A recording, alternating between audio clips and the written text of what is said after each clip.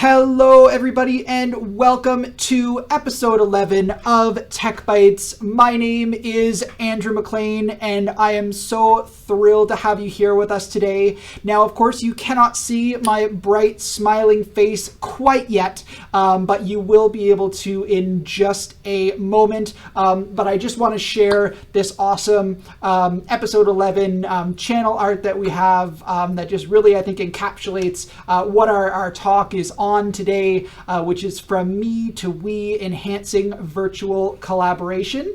And this is, of course, part of our Tech Bites series, bite-sized tech talks for teens that are presented by our team here at HighTechU. And of course, HighTechU is a part of the Faculty of Engineering at the University of Victoria.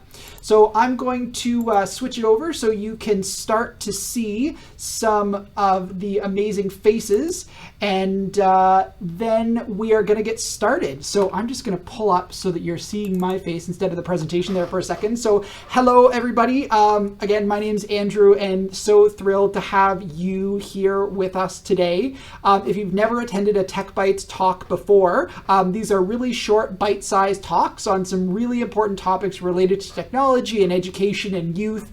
So we hope that you are going to enjoy the talk today. And I'm so incredibly thrilled to be joined today by the amazing co-founder of the company 5x5 Teams, and more specifically the tool that we're going to be talking about today, which is the Prelude Suite, Howard Esbin. Howard, thank you so much for making this amazing presentation possible today.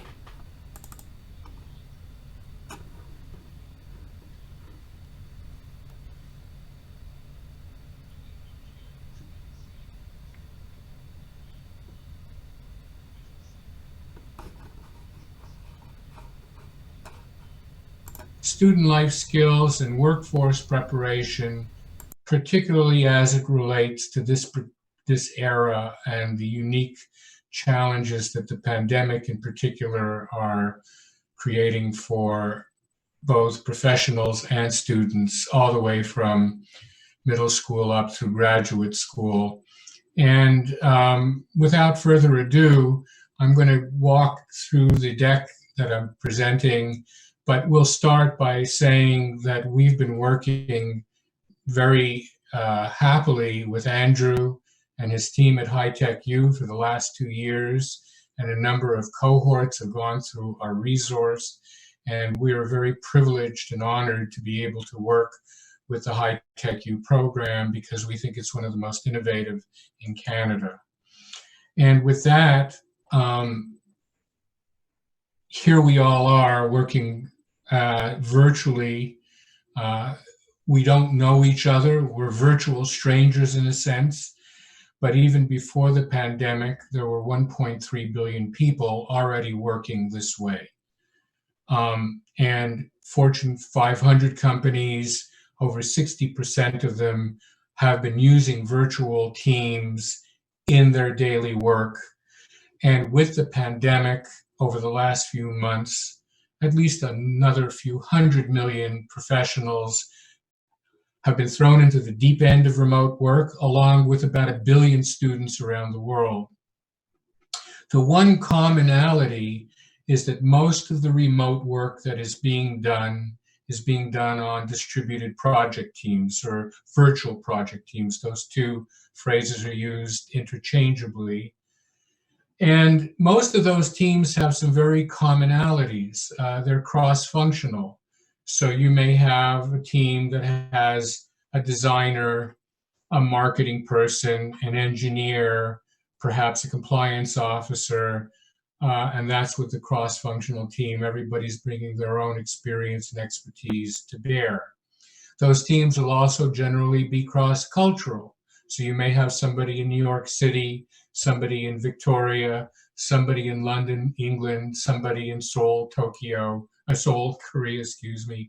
and they're all thrown together in this work. And then the last compounding challenge is that this is the first time in history where 4 generations are working together. So you have okay boomers like me, and you have millennials, I think, like Andrew, and then you have Zs, and I don't know what goes below Z, but we've got 4 different generations, multiple functions, multiple cultures, all working in real time together. And the idea is for that team to, achieve excellence, whatever their particular project goals are. Part of the challenge is that employers are finding recent graduates really missing some of the key soft skills that are critical to working on a team. And we're going to take a look at what that's about in a bit. And that's a huge challenge. And that's pretty much universal. The second challenge that goes with the lack of soft skills being things like self-awareness, communication, appreciation for diversity, because not everybody's the same, empathy, creativity, communication, those are all soft skills. And you need those soft skills when you're working on a team. And frankly, just the way there's a gap between the graduate's work experience or learning experience around soft skills and teamwork, those two added up is kind of like a 1-2 punch. And what we're trying to do with our resource is bridge that gap and bridge it in a very simple way. And so we've developed this online experiential learning platform, which we call Prelude Suite. Prelude being the thing you do before you do the other. In music, prelude is a small piece of music before the bigger piece of music. And prelude also in Latin means pre-play. So what we want to be able to do is, by providing this experiential learning platform, give a team, before it jumps into the work, before it jumps into the project, an opportunity to practice being a team. And we have 3 steps to this process. And by going through these 3 steps and the exercises that are associated with these 3 steps, we're going to provide student project teams an opportunity to build those soft skills and practice leadership, so that when you do jump into a project, you're going to be that much more able to tackle the work that you have. And we're taking our cue, if you think about music in particular, and so think about 5 musicians from 5 different continents playing 5 different instruments. They're all masters at their music, and they're brought together to do something great, a command performance. The very first thing those musicians are going to do is take their instruments out and tune them to the same pitch. So then they can practice in harmony, and then they can perform excellently. So in our first step in tune-up, we're going to work with that team right at the get-go when they're forming. They may not know each other very well, and we're going to help the team tune up emotionally and cognitively through a set of exercises. And then in the second module, practice, we're going to give additional exercises for the team to actually practice doing something very cool and creative and fun together. And then in the third module, in the perform module, we'll have given that team insight about themselves, an appreciation of their strengths together, an opportunity, now that they've practiced being a team, to really think about the work and to negotiate that in a very constructive and kind of cohesive way. Our experience is right now, we're working largely with corporations and businesses across the world in a variety of sectors, because project teaming is found in every sector, all the way from the military, healthcare, software development, engineering, you name it. Project teams online are really the way that business is conducted more and more. And certainly with the pandemic, if you follow Twitter, Jack Dorsey, the CEO, just said, if employees post-pandemic want to stay working remotely, they are able to. But in parallel with our work in business, we're also working right across the educational continuum with middle schools, with secondary schools, with colleges and universities. And depending on the nature of the school, the curriculum, the students and the teachers involved, we offer this package either as a blended learning resource or as an all digital resource. And today we're going to see what that looks like in both instances. Another thing about the modules, each of those modules, and there are 9 exercises, like a menu, can be adapted. They're very flexible, and it really depends on the specific needs of the school and the educators that we're working with. And so it might be something that all the cohort at the beginning of a school term might want to work with. It might be a more specific need with a project team in particular. And as I mentioned, this can be adapted to any classroom setting. And if it's done as a physical workshop, it can be 4 to 8 hours in a typical kind of a day. But our focus largely is the online component, because we really want students to learn how to work this way. And just because one is a digital native, that doesn't necessarily mean one is able to work effectively on a virtual team. And in that first module, the tune-up module, we're going to provide students with a unique self-assessment. We call it the ISTAR. We're using the STAR as a badge. Each person who goes through the assessment generates a digital badge like the one you're seeing. Those 4 colors that you see in the arms and legs of the star represent 4 basic strengths: thinking, feeling, acting, and planning. And everybody's assessment, dependent on the answers they give, will come up with a different combination. But the apex, which is colored white, represents imagination. And we really want to valorize imagination, work with creativity and storytelling throughout this experience, because our feeling is that unless you can imagine success, imagine excellence, imagine what you're going to do with your strengths, then it's kind of like operating with arms and legs and no head. Because when you look at the star and you imagine a person with their arms and legs outstretched, the kind of similar forms, and you'll see that in a bit. And so here you see a typical student working online, and what they're going to be presented with in that assessment is a series of scenarios and challenges, and it's a simple drag and drop, and they put their cursor on the box and put it into the bottom box, and there's 22 of these. It takes about 20 minutes. We've done it all the way around the world, from India through the Gulf, up into Northern Canada. We're working with an Aboriginal entrepreneur program there called Change It Up for the last several years. So we know this is a fun exercise. It's quick. It works cross-culturally. It doesn't demand a lot in terms of English skills, of English as a second language. And as I mentioned, it generates this digital badge. So here you see a group of middle school students who've done it. And instead of using their photographs, they've used avatars. And you can see on the left one part of the report, and it's what I was referring to earlier.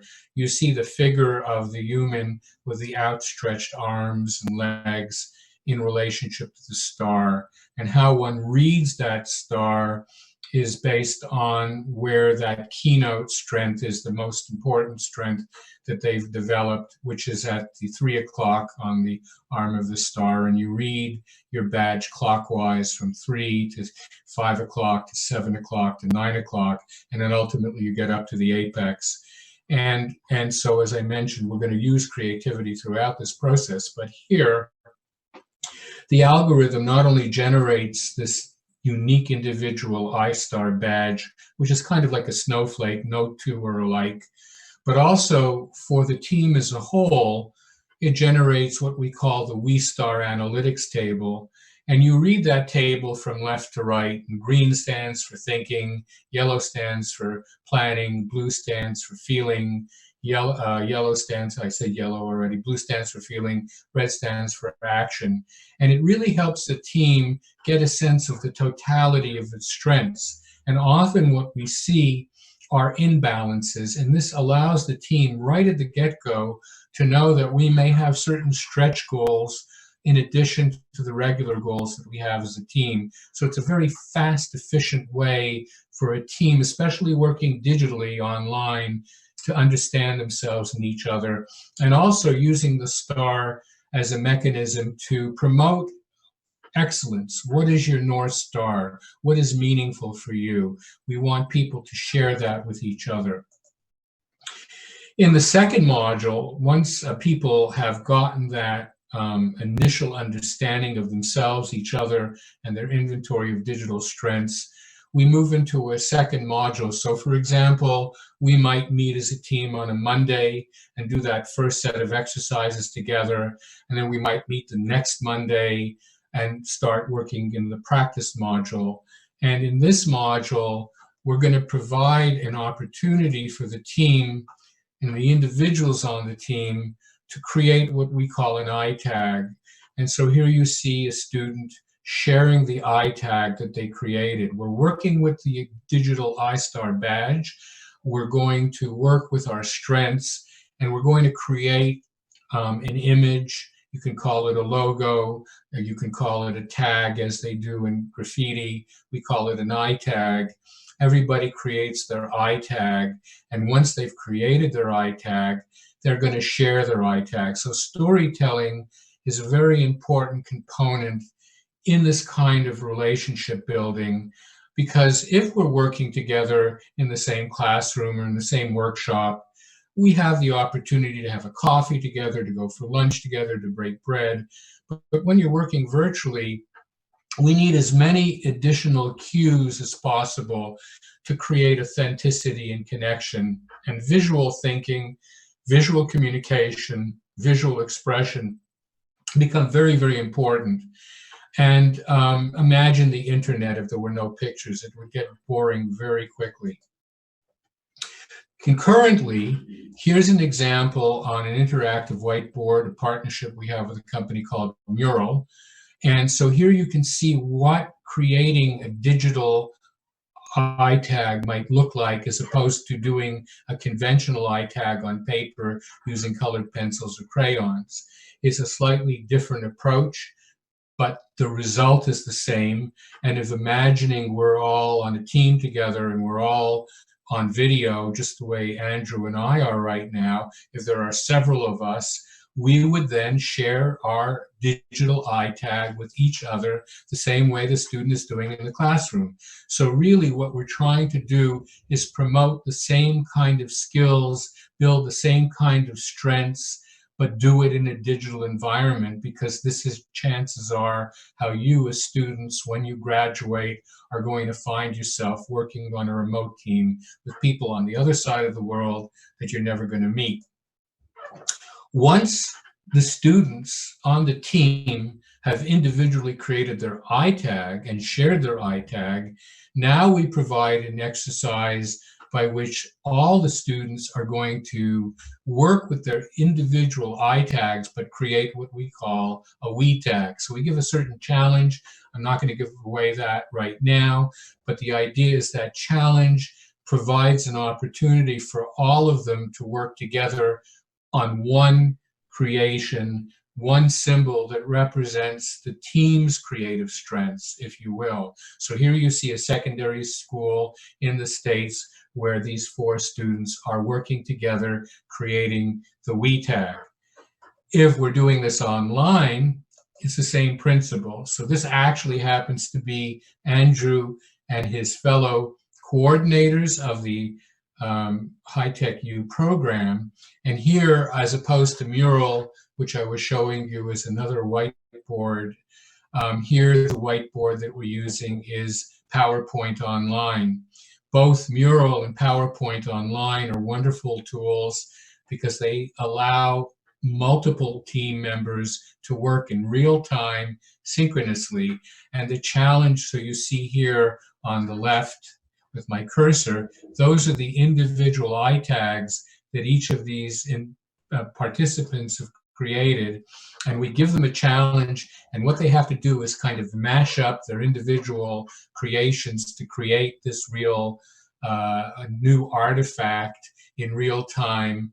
And part of it is negotiating in real time digitally. People are able to move around these visuals and these words, and it's a very lively negotiation. And that's what we're really trying to do here, is rather than you as a team jump right into the work, and in classic team development, there are these 4 stages called forming, storming, norming, and performing.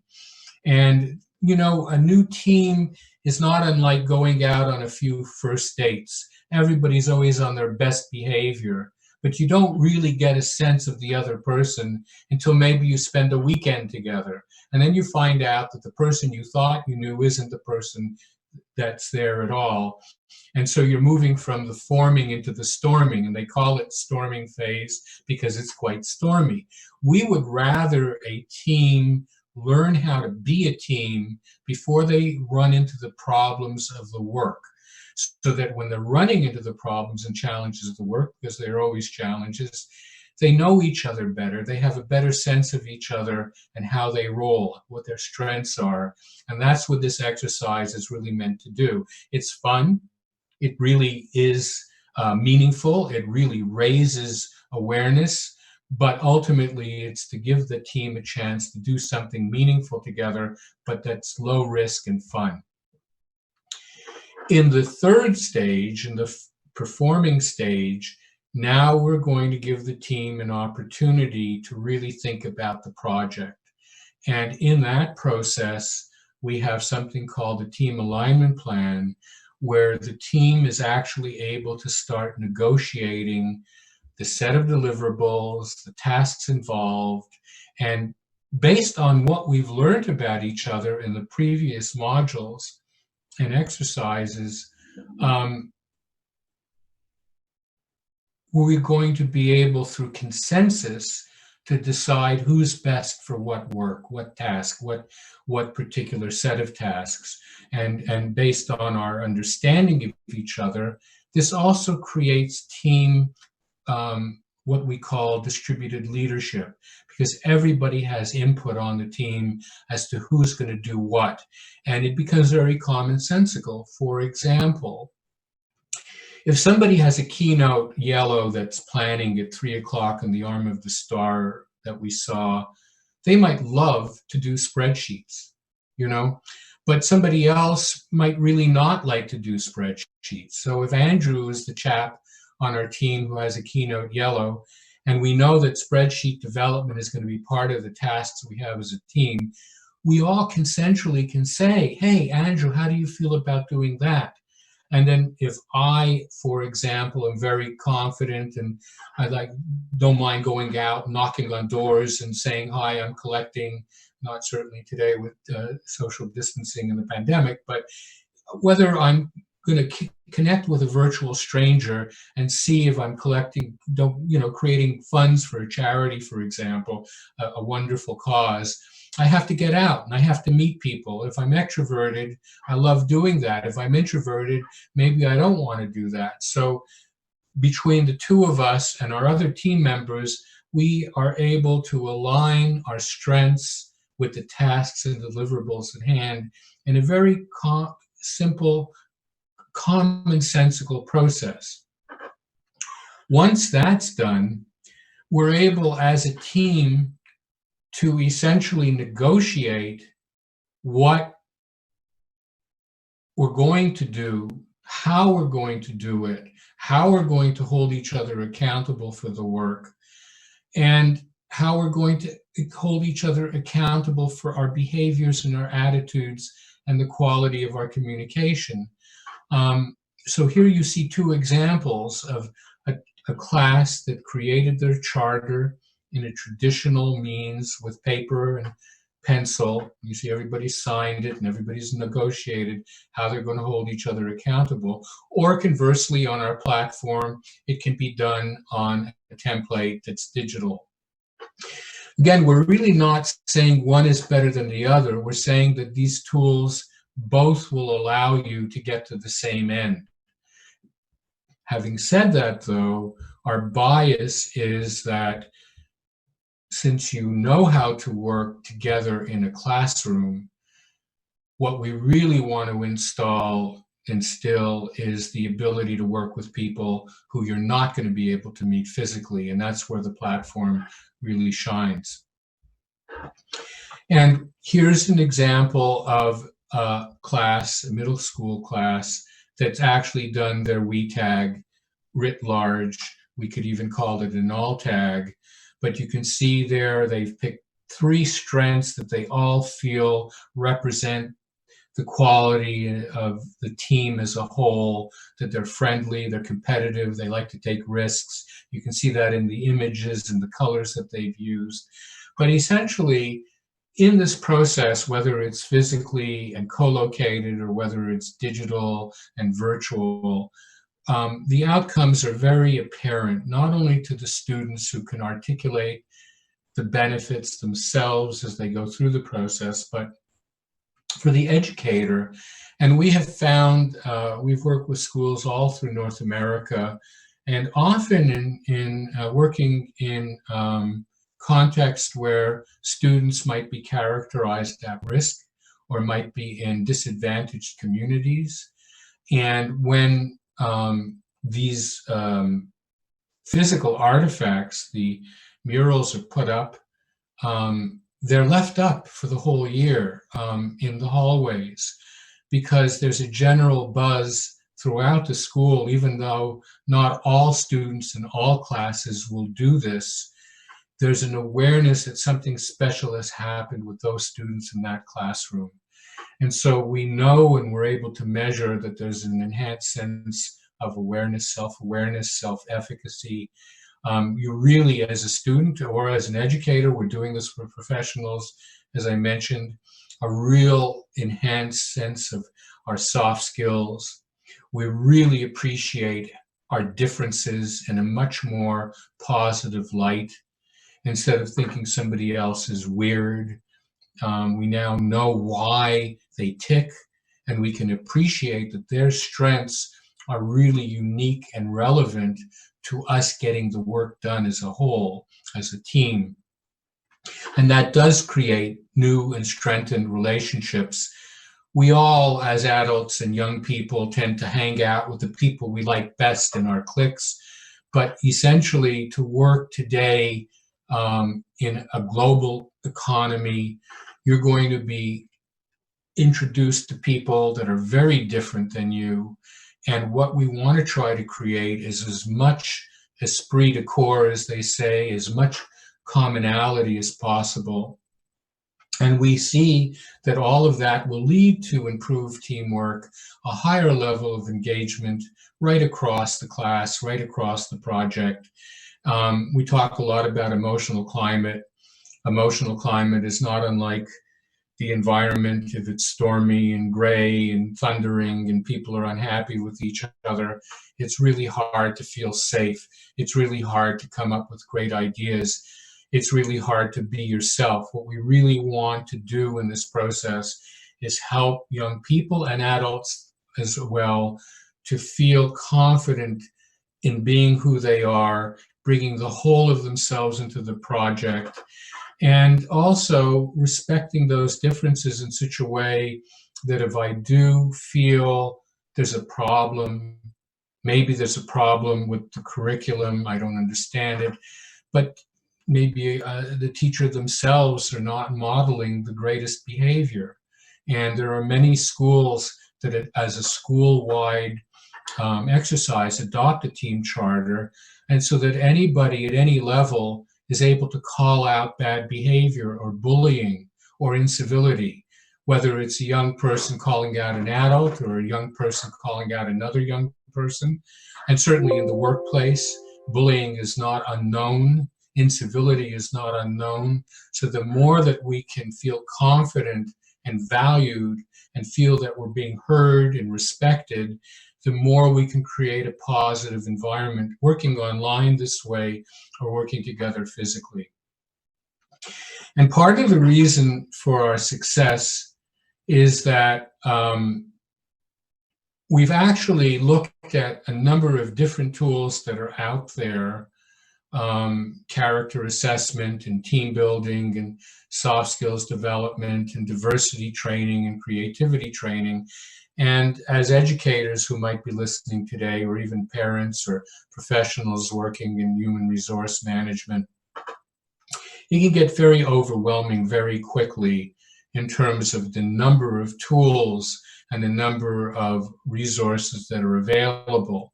What we did is we identified best practices in each of these different domains and integrated them and simplified them to build out this very integrated, holistic approach to the experience.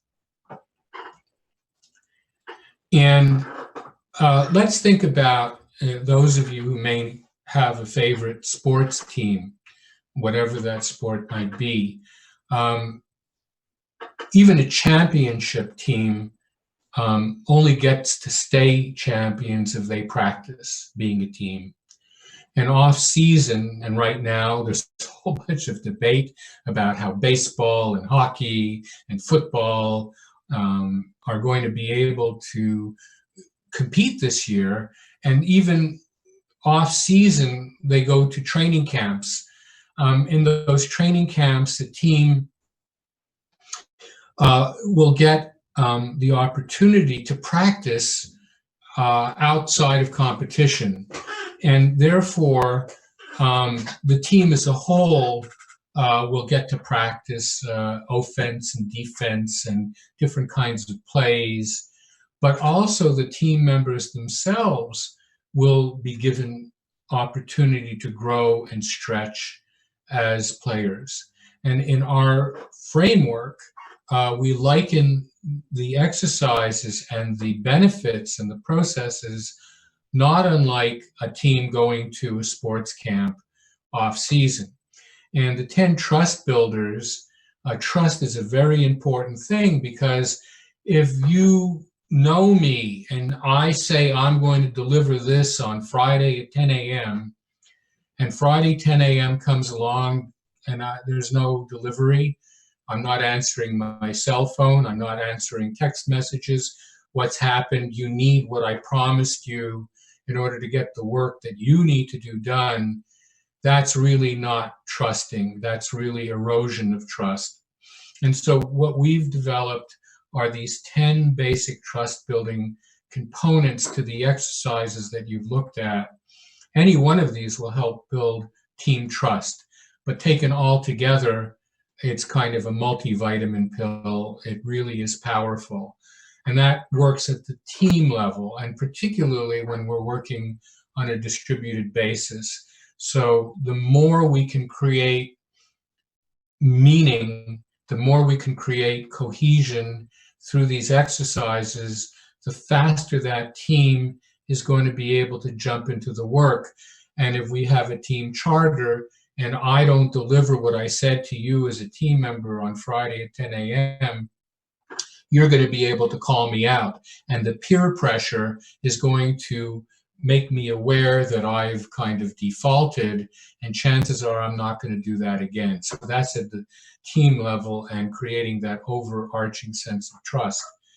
But then there's the individual on the team. The individual might have to work on their passing or their defense or their blocking or whatever the team is about and whatever the individual's role on the team is about. So think about our muscle groups. We wouldn't exercise our right arm and our left leg, but we would exercise the whole of our body in one cohesive way. And so we've identified these 10 soft skills that are absolutely essential. This is what those employers are looking for. If you can show that you can do this kind of stuff, chances are you're going to have a much better opportunity and a much better track record. And so we liken these to the muscle groups of the body. And so while the team is getting a full workout, each of you who are participating in the process are getting to work out in real time in a holistic way these 10 soft skills. And educators will be familiar with this. I don't know how many students are actually familiar with these categories or rubrics, but formative assessment is really quite commonsensical. When you go through something and you're able at the end of that experience to say what you've gotten out of it, to articulate it, to express it in your own words, in your own way, and that if your teammates are able to do that as well, that's really what formative assessment and student-involved assessment is. We're not looking to impose, we're not looking to complicate, but we're looking to provide some very simple, practical ways for students and teams to be able to work on their project in a much more focused, much more confident, much more positive way. And at the end of that whole process, to be able to talk about what they've learned immediately, because the benefits and the impact are meant to be high impact in that immediate aftermath when you're jumping into the project. And there's a whole field of research and practice under this rubric of positive youth development. And it's really interesting because our resource really maps to each of these principles. But I want to point out in particular point 4, support staff positive practices, modeling and showing what positive reinforcement and soft skills looks like. Often we find ourselves at work and at school with people who talk it but don't walk the talk.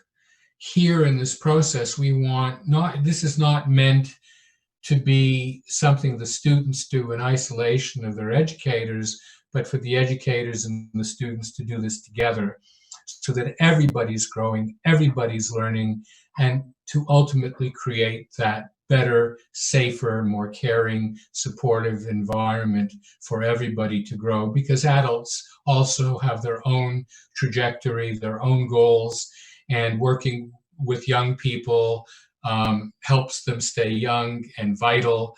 And we want to keep people accountable because, as I mentioned earlier, if we don't deal with the challenges that we have, if we're not self-aware, if we're not empathic, if we don't appreciate differences, there's an old song, you know, we grow up and we bring those qualities into the workplace.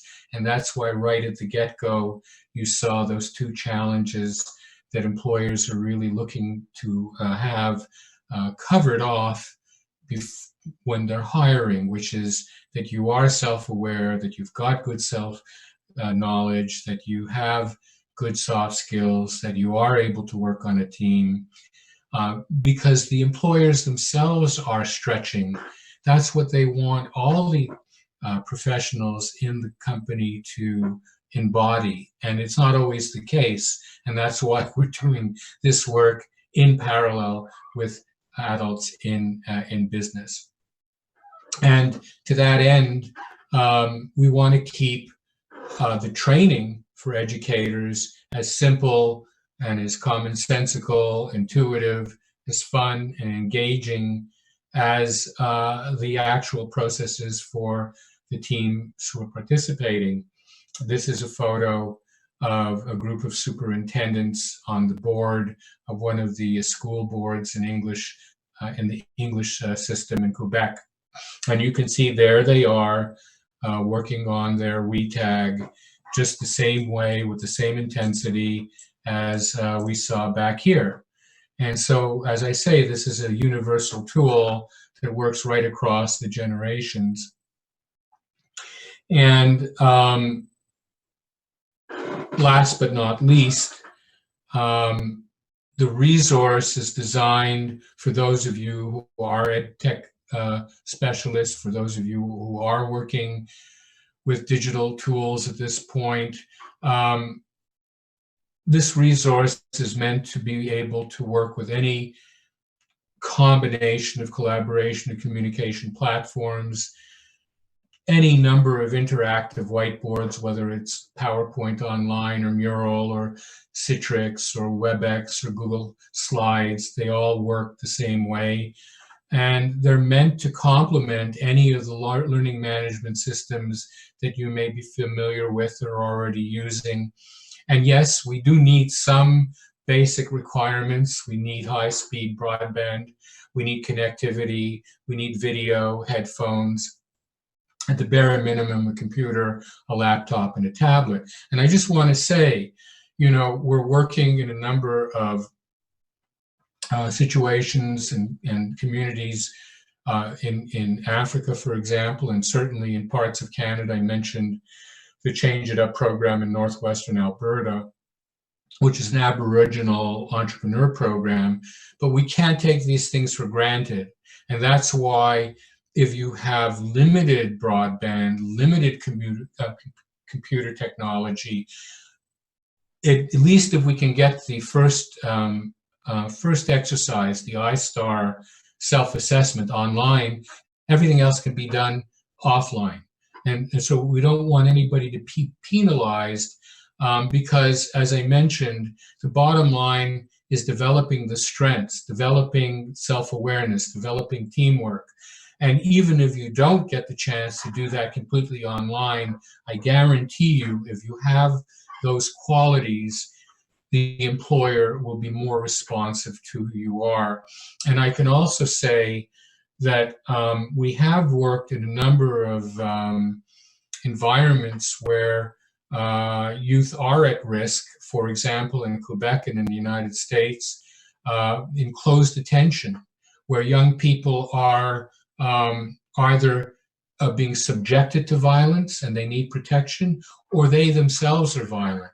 So, for example, there's a program and a training process called aggression replacement training, where we learn how to work with those negative dynamics and energies, and this resource really helps that along. And my point being that even if you do some of this on paper, the artifacts that you create even on paper, the I tags and the we tags and your ISTAR report and your ISTAR story, we have found that social workers and counselors and mentors and psychoeducators get an additional level of resource that you as a student are able to put into your life skills portfolio.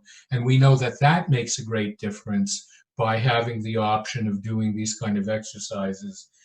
And essentially, that's it, Andrew, in a nutshell. I know that we have a half an hour and we're not quite using up that whole time, but I hope this gives a kind of overview and a high-level understanding of what the resource is about. And maybe if you have some questions, having worked with the resource, I'd be happy to address anything that you may have in mind.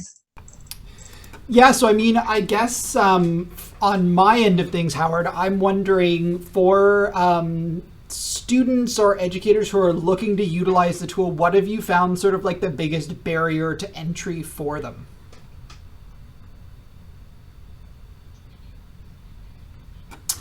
Yeah, so oh, and I just realized that I'd unmuted you. For example, we have a teacher.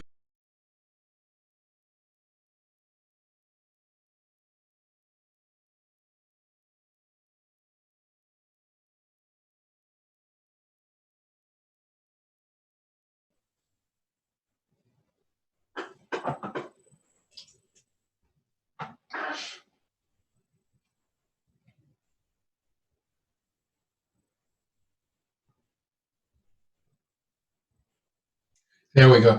Before you go, I just want to say another thing about working this way, why soft skills are so important. Because as good as the technology is, it's always glitchy, and it always goes wrong at the worst moments. And unless you have that patience, unless you have that ability to be flexible and tolerant, and even a good sense of humor, you can get really unhappy very quickly when you've prepared and prepared, and suddenly the sound goes off, or the video goes off, or the broadband goes down. And that's why, by the way, we call it 5x5, because 5x5 is actually an old framework when they were doing telegraph or even early radio operators. But you can see here on my screen that little symbol for 5 bands that were getting perfect sound, perfect video, perfect clarity. In the old days, we wanted the strongest signal possible, and we wanted the clearest signal possible, and there were 5 grades. So if you had perfect strength of signal and perfect clarity of signal, the radio operator would either telegraph or say 5x5. And so for us, 5x5 is, can you hear me? Can you see me? Can you understand me? And if we have accomplished real team cohesion, then we're a 5x5 team. So getting that glitch was a good way of reminding me to share that component. But give me your hypothetical. That's a good, I'm very glad that happened, and it was a useful segue. Right. So yeah, the question was, so for an educator that's looking to use this in their classroom, and maybe students are a little bit hesitant to actually use the tool, what are kind of some strategies that you found have been really helpful for teachers to really get the most out of their students when utilizing the tool? Yeah, it's a good question. And, think about a swimming pool. I mean, few people like to jump right into the deep end, but the reason they have the shallow end and the steps into the pool is for those people who want to get step by step and eventually get up, into the water fully. And so if there are educators interested in this resource, for example, we just did demos with principals, a dozen different principals in Saskatchewan last week and the week before. And our recommendation, and it's a low bar to entry, is first and foremost for a group of teachers who want to use this, for them to use it. And we'll provide a pilot at no cost with the facilitation, and for the teachers themselves to get a handle on it. And if they feel confident about it, generally then that confidence translates into the classroom. So the principals and teachers I was mentioning, they're going to be doing, all dozen of them are going to be doing piloting themselves, I think later in the summer. And depending on where, I think Saskatchewan, the schools are closed until September. I don't know about BC or elsewhere. I think Quebec, they've already gone back to school, which I think personally is a mistake. But anyways, they're going to pilot it with some of their students. And the piloting is an easy way to, try it. And our experience has been that when we make it low risk and safe, people generally get the experience of it, and then they say, yeah, this is worthwhile. So for example, the charter school that I mentioned in Pennsylvania, they're in their 7th year working with this resource, and the Change It Up program is in their 9th year. And as we introduce the virtual version, that's being adopted too. So if there's anybody out there that's interested in getting a sense of this, we'll make it easy for them to do that. Fantastic. Awesome. And now my other mic is working as well. Can you hear me, Howard? Even better.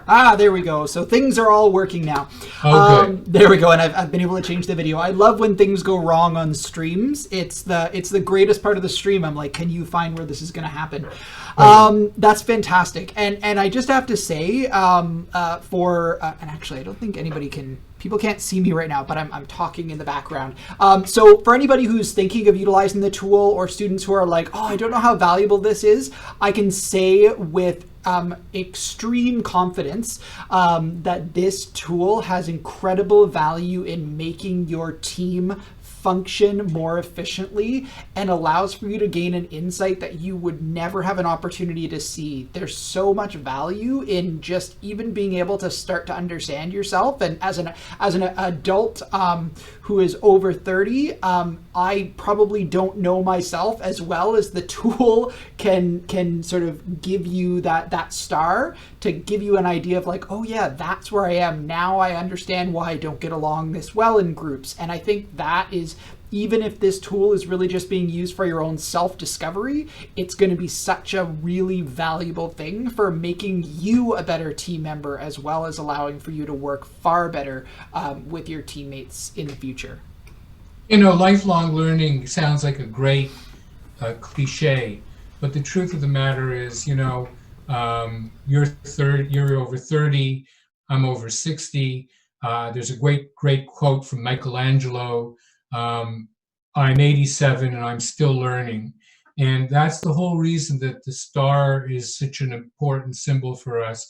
It's a universal symbol of excellence. And the reason that the apex points upwards is nobody really should ever be able to say, I'm done. I know myself. There's nothing left to learn. There's nothing I don't know about myself or other people. It's a continuous journey of experience and learning. And that's what we really want to foster. And so, you know, Andrew, I mean, we're thrilled to be able to work with HighTechU and you, Vic, and particularly your leadership. And so, you know, don't even get in touch with me if anybody's interested. Get in touch with Andrew. I'm sure he'll talk to you more about his experiences with the cohorts we work with, and he can work out an arrangement through his program where we would be very supportive of anybody out there. It doesn't have to be an educator. You might be a young person who says, well, I'd love to try this. And one of the things, by the way, we're doing with a school in Ontario is they're bringing together students from different schools as a virtual team, virtual strangers who are going to go through this, and hopefully at the end of it bond. And then the goal is to create an entrepreneurial charitable program. So if you're out there and you're not part of a class and you want to try to do something along these lines, we would work it out in a neat way for you. Second, fantastic. So maybe you're on this stream right now and you've just jumped on and you have no idea what's going on, but your interest is piqued and you're wondering, where can I find out more information about this awesome tool? So in the chat right now, I've posted the website for 5x5 Teams that you can definitely check out. And this stream is going to be posted and will live in perpetuity on the HighTechU YouTube channel. It's going to be shared out on social media, so if you're not sure when it's going to get posted or where it's going to get posted, just stay tuned to social media for some links to the HighTechU YouTube channel. And definitely, this is worth checking out, and we'll have all the links for the Prelude Suite and 5x5 Teams in there as well. So Howard, any kind of, I always ask people that jump on the streams, any kind of words of wisdom for anybody who's thinking of working in a team in this new age of COVID-19? Yeah, I conclude by saying, number one, know thyself. Get to really understand yourself. There's a lot of different ways to do that. Keep a journal. Just become more self-aware. As I mentioned, there's no end to that.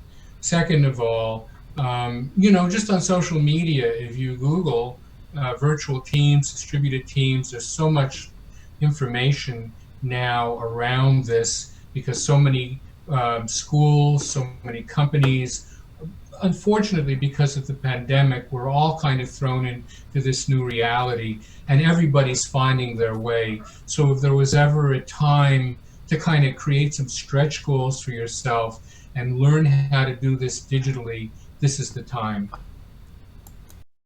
Fantastic. Thank you so much, Howard. And if you really enjoyed Howard's thoughts on teamwork and sort of how Prelude came about, please tune in next Friday, because Howard's going to be back with us for a Q&A corner. So less of a formal presentation and more of just an opportunity to have a conversation, learn a little bit about Howard and where things came from. And so an opportunity for you as well to interact with these speakers. So we love when you're able to come on these calls and chat with us, but definitely if you've got some great questions, then that's going to be an amazing opportunity to ask some of those questions after you've had a little bit of time to percolate with those. So I'm gonna slowly transition out with a couple of these slides. So again, this was episode 11 of the Tech Bites series featuring Prelude Suite from Me to We, enhancing virtual collaboration. This is a part of the Tech Bites bite-sized tech talks for teens series presented by HighTechU, which is a part of the University of Victoria Faculty of Engineering. I'd just like to take a quick second to thank all of our sponsors and partners, including the amazing support that we get from the 5x5 teams and Prelude Suite team, from the Faculty of Engineering at the University of Victoria, from Callisto Canada, from Coast Capital Savings. We're so grateful for the funds that allow for us to continue this program, and we're so lucky for the amazing viewers like you that are out there helping us to continue in the new age of COVID-19. So thanks everybody, and we look forward to seeing you next time. Stay safe and stay healthy. Bye-bye.